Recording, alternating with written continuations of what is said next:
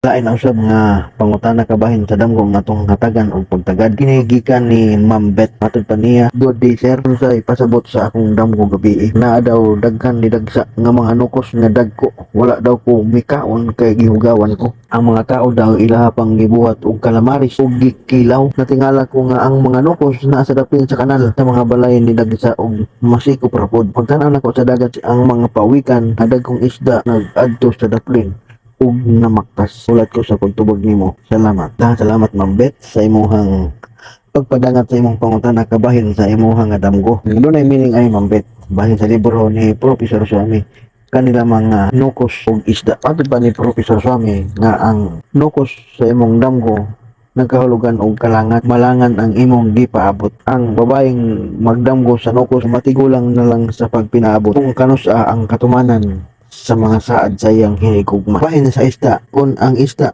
sa imong damgo imong makita nga magkisi-kisi sa kalabas, sa kahulugan nga dunay maabot kanimong kaabunda, daghang kwarta ang moabot kanimo. Pero kung ang isda gani patay, nagkahulugan nga ilugan ka sa imuhang kinitaan. Kung imong pikason ang isda o imong ibuwad, hulog ka pa hinuon sa mga utan.